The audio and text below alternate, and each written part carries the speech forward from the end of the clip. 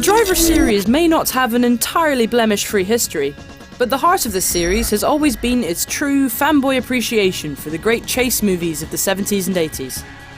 Driver San Francisco is all about spectacle, with high speeds, generous handling, and spectacular crashes. It almost goes without saying that if you're looking for a sim racer, you should look elsewhere.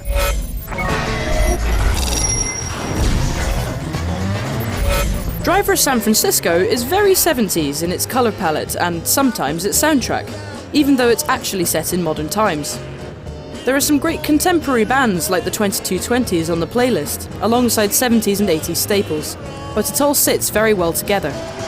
Driver San Francisco's setting is one of its huge advantages. This is a really detailed and good-looking rendition of the famous American city. It's a pleasure to drive around, which makes exploring outside of the actual missions a much more attractive prospect. If you've ever wanted to drive into oncoming traffic on the Bay Bridge, this is your chance. It runs at 60 FPS too, with no noticeable dips in performance. An important boon for a racing game. On rails, huh? Come back to us, buddy. Driver SF has one of the most famously ridiculous premises of any game of modern times. Our dashing hero John Tanner suffers a car crash early on in the story, which puts him in a coma, and most of the remainder of the game takes place inside his head. This gives him special superpowers.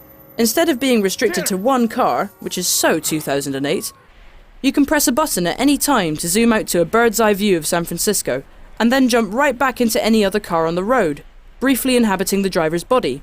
Like this. John, I'm just being realistic. You've never raced before. This is called shifting, and as well as opening up many inventive new types of driving mission, it also adds a new strategic dimension to racing. For instance, you can block opponents' routes by briefly jumping into a truck and driving it straight across the road. Against some expectations, this central gimmick actually works really well. As soon as you start playing with it, you understand it. It allows for loads of variety, letting you pick any car on the road, all of which have different handling quirks to get used to. There are a few logic issues with shifting. Why doesn't Tanner just shift straight into the cars of his racing rivals, for instance, and why doesn't he drive pursuant cop cars into walls? We can only assume that he has a sense of honour about his newfound abilities. We're looking for a shooter capable of hitting a moving target from a chopper with an RPG. It's a real novelty to play a driving game whose primary concern is telling a story. Driver San Francisco actually tells lots of mini-stories, as well as the main plot thread about John Tanner's attempts to bring down supervillain Jericho. Wow, nice ride. Yes, I know it's a nice ride because I bought it. Me. When you shift into a car, you sometimes drop straight into a row between husband and wife, or a serious chat between a lawyer and his client. The actual missions are little mini-stories, following undercover cops defusing bombs under trucks, or scaring the living daylights out of an over-pushy car salesman. The main plot isn't half bad either. It's a high-octane, improbable, vaguely supernatural tale of terrorism and intrigue that carries the game along at a nice pace. Here goes nothing. Ayamu, I'm feeling pretty confident.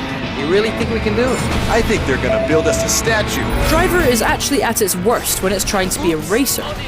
The handling's pretty handbrake heavy and over the top, and there are plenty of things to crash into.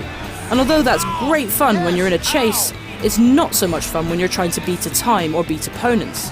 Fall to the back in a street race and the cops will hassle you so insistently that you've no chance of winning. These are the most frustrating missions in the game by far, challenging for all the wrong reasons. At other times though, Driver San Francisco excels itself. It's a genuinely innovative racing game, which is a rare thing indeed, and it executes that unusual shift gimmick premise with flair. It's a game that will convert you to its way of thinking within minutes of picking it up, and one that understands, for the most part anyway, exactly what makes an OTT chase racer fun. Unusual, fun to play, great to look at, and not afraid to be a bit ridiculous, Driver San Francisco is a pleasant surprise. Thank you. Thank you.